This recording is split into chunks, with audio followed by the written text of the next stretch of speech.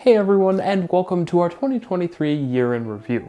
Like every year, a lot happened in 23, and it was probably my proudest year of making videos yet. I traveled a ton, visited more interesting transit sites and projects than ever before, and the channel grew a lot as well. Not just in number of viewers, but in quality as well. So let's talk about 2023 and what made it such a great year. And of course, we'll end things off with a montage, because I love montages. This year was really one of covering new places. Las Vegas, Bangkok, Salt Lake City, Shanghai, Hamburg, Seoul, Dhaka, Warsaw, Kuala Lumpur, and many more.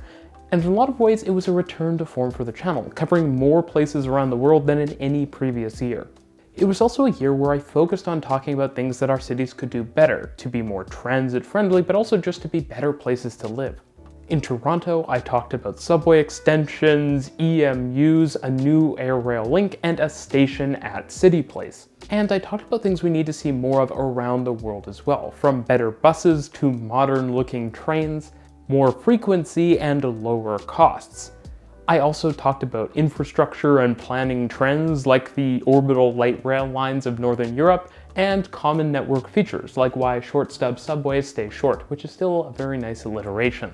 There was also a ton of news, from an RER plan for New York, TOD in Vancouver, automated rail in Hawaii, and Andy Byford back in America. Once again, I really didn't take enough of a pause this year. I traveled a ton, and I even moved once again.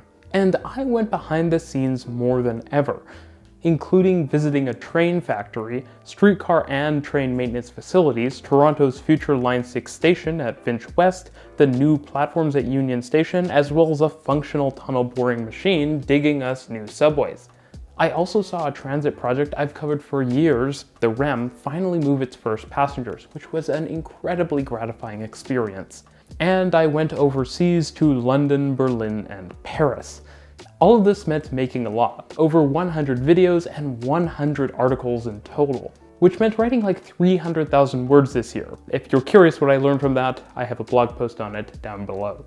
Of course, I also grew the channel, which ticked over 200,000 subscribers and 40 million views this year. And to think that people watched public transit related videos 40 million times just on my channel, it warms my heart. Now, I usually talk about what's next in these year in review videos, but not this time.